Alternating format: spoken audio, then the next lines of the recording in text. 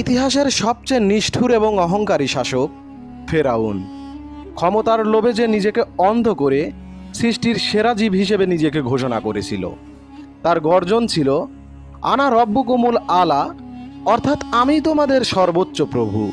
কিন্তু ভাগ্যের পরিহাস দেখুন, এই চরম কাফেরের ঘরেই বসবাস করতেন ইতিহাসের অন্যতম শ্রেষ্ঠ এবং পবিত্র এক নারী, যিনি পৃথিবীর সমস্ত সুখকে বিসর্জন দিয়ে লাভ করেছিলেন জান্নাতের সর্বোচ্চ মর্যাদা। তিনি আর কেউ নন, মিশরের রানী আসিয়া বিনতে মুজাহিন। রাজপ্রাসাদে উৎসবের আমেজ, আলো চারপাশে ঝলমল করছে। সোনার সিংহাসনে বধূবেশে সেজে বসে আছেন অপরূপ সুন্দরী আসিয়া, পাশেই বসা ফেরাউন। কিন্তু আসিয়ার চোখ বিষাদ। মিশরের সবচেয়ে সম্ভ্রান্ত ও রূপবতী নারী আসিয়া যখন ফেরাউনের প্রাসাদে এলেন, তিনি জানতেন না তার জীবনের সবচেয়ে বড় পরীক্ষা শুরু হতে যাচ্ছে। বিয়ের পরে দিন যেতে লাগলো, কিন্তু এক অদৃশ্য শক্তি সর্বদা আসিয়াকে রক্ষা করত। ফেরাউন যখনই আসিয়ার দিকে অগ্রসর হতে চাইত, মহান আল্লাহ তাআলা তাকে গভীর ঘুমে আচ্ছন্ন করে দিতেন, অথবা কোনো ঐশ্বরিক বাধা তার সামনে দেওয়াল হয়ে দাঁড়াতো। কামনার আগুনে পুড়লেও আসিয়ার পবিত্র শরীর স্পর্শ করার ক্ষমতা ছিল না ফেরাউনের। নিজের এই ব্যর্থতার ক্ষোভ সে উগরে দিত বনি ইসরায়েলের অসহায় মানুষদের উপর। প্রাসাদের জানালা দিয়ে রানী আসিয়া তাকিয়ে আছেন নীল নদের দিকে। নদীতে একটি কাঠের ঝুড়ি ভাসছে। দাসীরা ঝুড়িটি তুলে আনলো। ঝুড়িটি খুলতেই দেখা গেল এক অপূর্ব শিশু, হযরত মূসা আলাইহিসসালামকে। নিঃসন্তান আসিয়ার শূন্যকোল আলো করে নীল নদে ভেসে এলো এক ফুটফুটে শিশু। তিনি ফিরাউনকে অনুরোধ করলেন, এই শিশু হতে পারে আমাদের চোখের শীতলতা, একে হত্যা করো না। মন্ত্রীদের শত বাধা সত্ত্বেও আল্লাহ জালিম ফেরাউনের হৃদয়ে দয়ার উদ্রেক করলেন। ফেরাউনের প্রাসাদেই চরম মমতায় বড় হতে লাগলেন আল্লাহর নবী হযরত মূসা আলাইহিসসালাম। বড় হয়ে মূসা আলাইহিসসালাম নবুয়ত প্রাপ্তির পর ফেরাউনের দরবারে এলেন। তার হাতের লাঠি বিশাল অজগর সাপে পরিণত হলো। হাত থেকে বের হলো অপার্থিব আলো। পর্দার আড়াল থেকে আসিয়া তা দেখছেন এবং তার চোখ থেকে বেয়ে অশ্রু ঝরছে। বছর ঘুরে এলো সেই মাহেন্দ্রক্ষণ সময়, যখন মূসা আলাইহিসসালাম আল্লাহর বাণী নিয়ে ফেরাউনের দরবারে দাঁড়িয়ে বললেন, আমি জগৎ সমূহের রবের রাসূল। তখন পর্দার আড়ালে দাঁড়িয়ে থাকা আসিয়ার হৃদয়ে যেন সত্যের বিদ্যুৎ খেলে গেল। মূসা আলাইহিসসালামের মোজেজা দেখে তিনি বুঝতে পারলেন ফেরাউন এক ভণ্ড ছাড়া আর কিচ্ছুই নয়। সেই দিন থেকেই রানী আসিয়া রাজপ্রাসাদের ঐশ্বর্য পায়ে ঢেলে দিয়ে গোপনে এক আল্লাহর ইবাদত করতে শুরু করলেন। অন্ধকার ঘর, আসিয়া সিজদায় রত।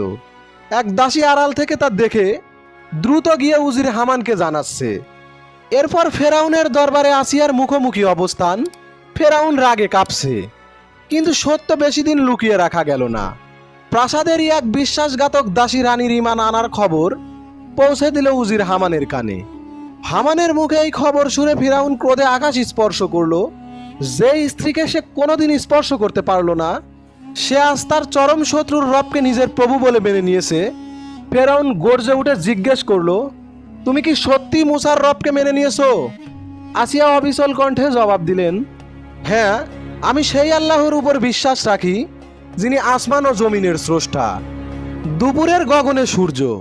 তপ্ত বালুর উপর আসিয়াকে শুয়ে চার হাত পা বেঁধে চারটি খুঁটির সাথে বেঁধে রাখা হয়েছে। তার বুকের উপর চাপিয়ে দেওয়া হয়েছে বিশাল আকৃতির পাথর, আর ফেরাউন দাঁড়িয়ে উপহাস করছে। শুরু হলো ইতিহাসের সবচেয়ে চরম নির্যাতন। জ্বলন্ত মরুভূমির বুকে আসিয়ার হাত পা বেঁধে রাখা হলো। তার বুকের উপর চাপিয়ে দেওয়া হলো বিশাল পাথরের পাহাড়। হাড় ভেঙে যাওয়ার শব্দ হচ্ছিল, কিন্তু আসিয়ার ঠোঁটে কোনো আর্তনাদ ছিল না। যেখানে ছিল শুধু আল্লাহর জিকির। ফেরাউন চিৎকার করে বলল, এখনো বলো আমি তোমার রব, তবেই তুমি মুক্তি পাবে। কিন্তু আসিয়া দুনিয়ার সমস্ত সুখকে তুচ্ছ করে শুধু মুস্কি হাসলেন। পাথরের নিচে চাপা পড়া আসিয়া আকাশের দিকে তাকিয়ে হাসলেন। তার চোখ দিয়ে আনন্দের অশ্রু ঝরছে। আকাশ থেকে এক আলো নেমে আসছে তার উপর।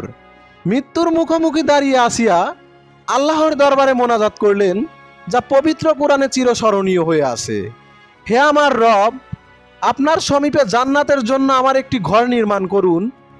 আমাকে ফেরাউন ও তার দুষ্কর্ম থেকে রক্ষা করুন এবং আমাকে জালেম সম্প্রদায়ের হাত থেকে মুক্তি দিন। মহান আল্লাহ তাআলাও তার প্রিয় বান্দির দোয়াকে কবুল করলেন। মৃত্যুর পূর্বেই আসিয়ার চোখের সামনে থেকে পর্দা সরিয়ে দেওয়া হলো তিনি দেখতে পেলেন জান্নাতে তার জন্য তৈরি করা হয়েছে সোনার প্রাসাদ। জান্নাতে সেই অপার সৌন্দর্য দেখে তিনি আনন্দে হেসে উঠলেন। কিন্তু ফেরাউন অবাক হয়ে দেখছিল এত কষ্টের মাঝেও আসিয়ার মুখে এই অপার্থিব হাসি কেন। কিন্তু ফেরাউন তো অন্ধ ছিল। ঠিক সেই মুহূর্তেই আল্লাহ তাআলা আসিয়ার পবিত্র রূহ কবজ করে নেন। পাথরটি যখন তার নিথর দেহের উপরে পড়ে ততক্ষণে তার আত্মা জান্নাতের প্রাসাদে প্রবেশ করেছে। আসিয়া প্রমাণ করে গেছেন ঈমান কোনো রাজপ্রাসাদ বা জালিমের ক্ষমতাকে পরোয়া করে না। তিনি একজন কাফেরের স্ত্রী হয়েও নিজের প্রতি বিশ্বাস ও আত্মত্যাগের বিনিময়ে আজ কিয়ামত পর্যন্ত বিশ্বের সমস্ত মুমিন নারীদের জন্য এক আদর্শ ও অনুপ্রেরণার নাম। আল্লাহ আমাদের সবাইকে হযরত আসিয়ার মতো অবিচল ঈমান দান করুন। আমিন।